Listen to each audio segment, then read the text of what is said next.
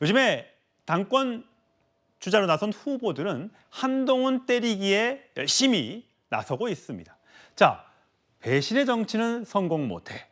자, 친소 관계로 시작했는데 공적 관계로 풀겠다는 건 이거는 이재명 대표한테나 할 얘기다.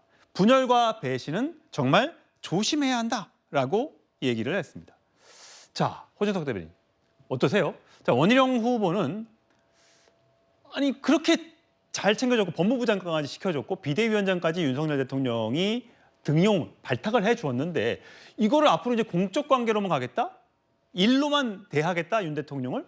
이건 문제 있지 않냐라는 식으로 지금 얘기를 하고 있습니다. 어떻게 들으셨어요? 근데 저는 저 말씀은 그러면 앞으로도 윤 대통령과 한동훈 그 전 장관, 전 위원장은 계속 그냥 사적인 친소 관계로만 남아 있어야 된다는 겁니까? 두 분은 이미 공적 관계가 된 지가 오래됐습니다. 대통령이 장관으로 임명했을 때 내 친한 후배니까 장관 임명한 게 아니지 않습니까? 그만한 역량이 있다고 보고 그만한 자격이 있다고 봤기 때문에 장관 임명한 것이고 예. 그다음에는 대통령과 여당의 대표로서 총선 이끌었었고요. 그리고 이제 분열과 배신은 정말 조심해야 한다. 맞는 말씀입니다. 그런데 이제 분열 조심해야 되죠. 그런데 배신은 어떤 것을 지칭한 것인지 저는 저 부분 잘 이해가 되지 않고요.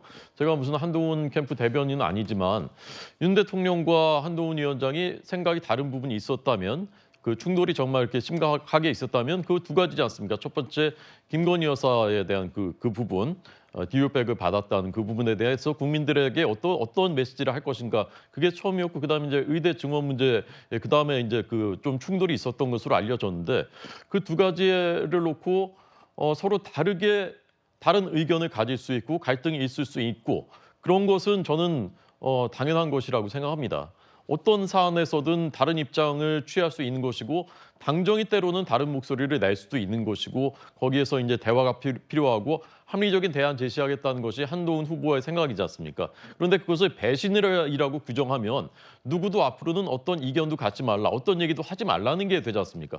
그것이 지금까지 2년 동안 우리 국민들께서 문제의식을 가졌던 수직적인 당정 관계인 것이거든요. 그런데 예. 앞으로도 그러면 그 원희룡 후보께서는 나는 당정 관계는 그냥 수직적으로 계속 가겠다라는 말씀인지 저 부분은 원희룡 후보답지 않다. 예. 저 부분에 승부수를 걸지 마시라고 저는 꼭 말씀드리고 싶습니다. 예. 자, 배신의 정치는 성공하지 못한다. 원 후보의 공격, 한동훈 후보는 이렇게 어제 맞받아쳤습니다. 윤상현 의원이랑 원희룡 전 장관 연이틀 동안 배신의 정치는 성공하지 못한다고 좀 말을 했는데요. 연이틀이란 말은 틀리신 것 같고 계속 그러고 있지 않나요? 저는 대한민국의 국민을 절대 배신하지 않을 겁니다. 정치인이 배신하지 말아야 할 대상은 대한민국과 대한민국의 국민입니다. 당정관계가 정치의 목표입니까?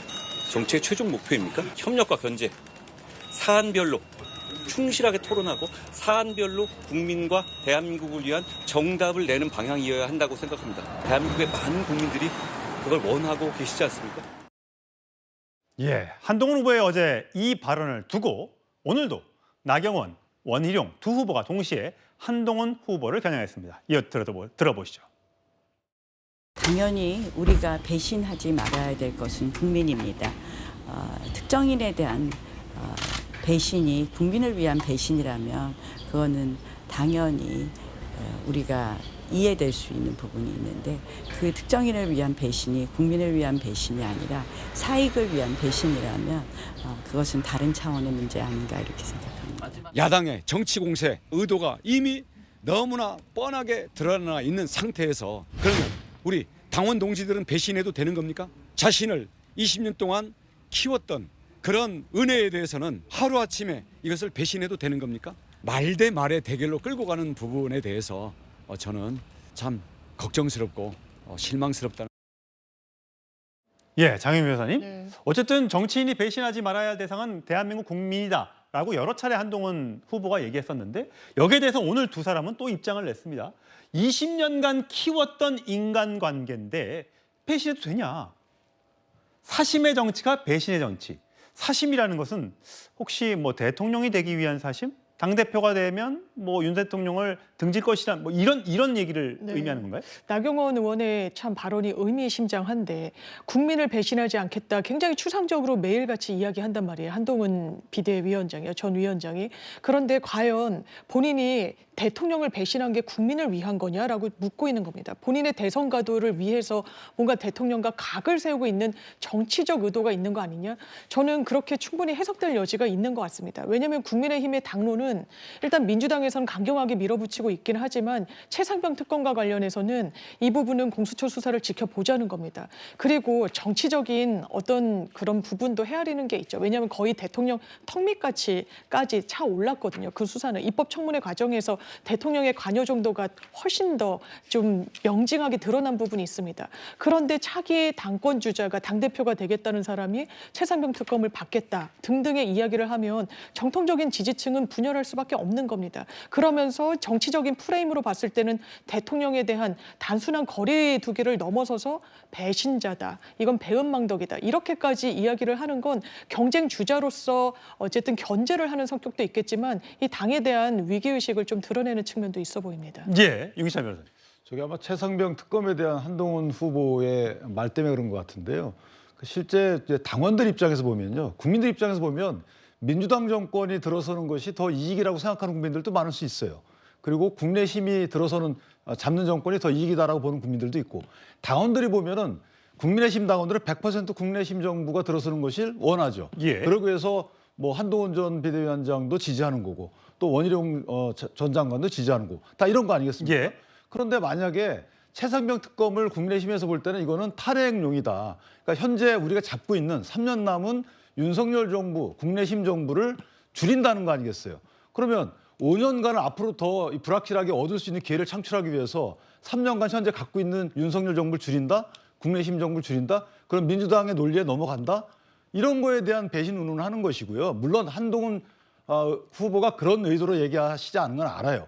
예를 들면은 이게 재의결 과정에서 이탈표를 막을 수 있는 명분을 주겠다. 알죠. 그런데 어쨌든 먼저 최상병 특검을 하자 이렇게 주장하는 것은 국민의힘 입장에서 보면 기존의 본인들의 얘기가 다르다라는 주장이고, 5년을 위해서 3년을 넘기겠다, 5년을 위해서 1년을 줄이겠다, 불확실한 5년을 위해서 확실한 2년을 줄이겠다. 여기에 대한 이제 당원들의 염려가 있기 때문에 그 염려를 표현한 거다. 저는 그렇게 이해를 합니다. 예, 허준석 대변인. 그 사실관계에 대한 부분 조금 바로 잡을 것은 그 특검은 민주당의 특검을 받겠다라는 것이 아니죠. 민주당 특검 법안은 당연히 거부권 행사해야 한다라고 했던 게 한동훈 전 위원장의 발언이고요. 국민의힘이 특검 법안을 공정한 특검할 수 있도록 하겠다라는 것이었고, 그다음에 이제 그 특검 이퀄 탄핵 이렇게 이어지는 그 공식에 대해서는 전 굉장히 그것은 부당하다라고 생각합니다. 무슨 탄핵받을 일을 무엇을 한 것이 있습니까? 대통령께서. 이건 법적인 그 쟁점들 살펴보면 사실 명확한 거고, 직권남용 업무방해 어디에도 해당하지 않습니다. 이거는 진상을 규명하면은 금방 드러날 것이고요.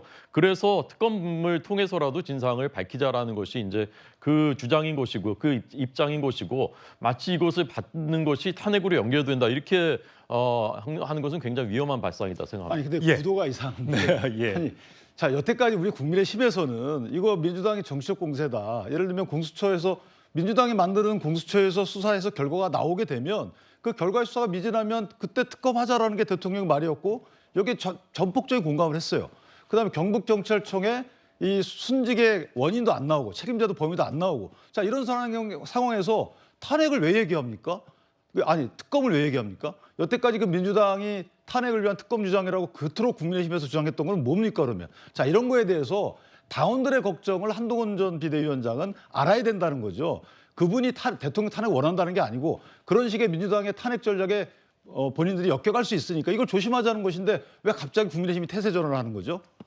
당 내에서도 이견이 좀 있는 듯합니다. 두 분의 좀 생각이 다르신 것 같은데, 자, 원희룡 후보가 오늘 하나 더 이런 또 얘기를 했습니다. 민주당을 향해 특검 중독 이렇게 얘기했습니다. 들어보시죠. 한동훈 특검까지 지금 이재명 대표와 조국 대표가 합의를 해서 7월 중으로 지금 통과를 시키겠다는 거 아닙니까? 민주당의 특검 중독증에 대해서 병원에 입원 치료할 것을 권유합니다. 한동훈 특검 저희가 단호히 반대하고요. 특검이 미끼인 줄 모르고 이것을 자기는 예외이고 자기만 살 줄 알고 이 특검의 미끼를 덥석덥석 무는 이 정치적인 미숙함과 순진함에 대해서 바로 제가 그것을 온몸으로 보호하고.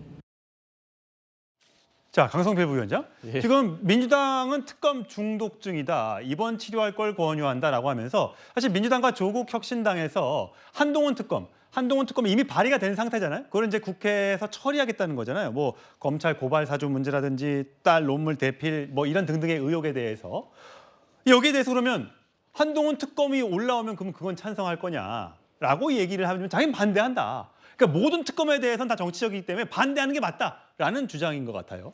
그런데요, 제가 가만히 깊이 자세히 들어보잖아요. 그러면 원희룡 후보는 지금 현재 민주당과 조국 혁신당을 공격하는 듯 하지만 결과만 두고 보면 결국 한동훈 후보를 또 공격하고 있어요. 어떤 측면에서? 그러니까 민주당이 주장하는 거에 대해서 순진하게 덥석덥석 물고 있다라는 주장인 거거든요. 그런데 저는 여기에 대해서 사실 지적하지 않을 수가 없는 게 저희 민주당이 느꼈을 때는요. 어찌됐든 기존의 선 공수처 수사 후 특검이라는 이 국민의힘의 기존의 프레임은요. 상당히 단순합니다. 그리고 민심과 잠깐 좀 동떨어져 있는 것 같아요. 하지만 한동훈 후보가 뭐 본인의 정치적인 미래를 위해서인지 국민의힘을 위해서인지 내가 잘 모르겠지만 어찌됐든 저희가 보기에도 프레임을 전환을 시킨 거거든요. 그러니까 이 상태로만 계속 질질 끌다가는 입법 청문회라든가 법사위에서 보여줬던 그런 내용들이 국민들의 여론을 더 자극해서 국민의힘에게 더 안 좋은 영향을 미칠 거기 때문에 우리가 이렇게만 대응을 해서는 안 되고 제3자가 추천하는 특검에 대해서 제안을 함으로 인해서 민주당에게 그 공을 돌리고 또 그 다음에 저희 민주당이 특검을 발의하고 재표결을 했을 때 이탈할 수 있는 8명을 국민의힘 안에 묶어놓을 수 있는 이탈을 방지하는 안전장치를 저는 마련했다는 측면에서 기존의 국민의힘의 어떤 지도부의 당론보다는 훨씬 효과적이고 영리하다고 생각을 하는데 이게 국민의힘 안에서는 조금 다르게 서로 간에 이견이 있는 것 같아서 참 의아합니다. 예, 호주수 대변인 사실 국민의 한동훈 후보는 지금 우리나라에서 재편되는 게 어렵다라고 얘기하고 있습니다만 국민의힘 지지층 대상으로 여론조사를 해봐도 아직까지는 한동훈 후보가 55%로 과반을 넘어서 1위를 달리고 있고요. 또 당원이 가장 많은 TK 또 PK 지역을 한번 살펴보면요. 대구 경북에서도 한동훈 후보가 33으로 가장 앞서 있고 부울경에서도 한동훈 후보가 32로 다른 후보들에 비해서 많이 앞서 있습니다. 이 여론조사 결과 수치는 조금씩 차이가 있을 수 있어도 1등의 압도적인 1등이라는 점은 계속 유지가 되고 있는 것 같아요. 저 조사 결과를 저도 이제 좀 들여다봤는데 일단 처음에 이제 55% 나왔던 예, 전 거요. 예. 네. 한국갤럽에서 한 10여일 전쯤에 같은 조사를 했을 때보다는 조금 떨어졌더라고요. 예. 이제 그때 59였거든요. 근데 55로 떨어졌고 원희룡, 나경원 두 후보는 조금씩 올랐습니다.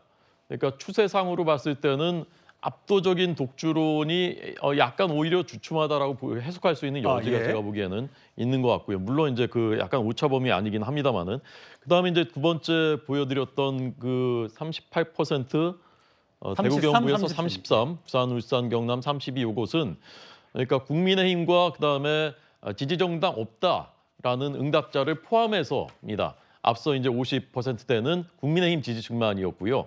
이것은 그 두 가지를 이제 합친 것인데 요 수치는 그 서울 같은 그 질문에서 서울은 30이더라고요. 한동훈 30인데 대구, 경북, 부산, 울산, 경남은 서울 평균보다 높지만 전국 평균이 38인데 한동훈 전국 평균이 그거보다 좀 낮거든요.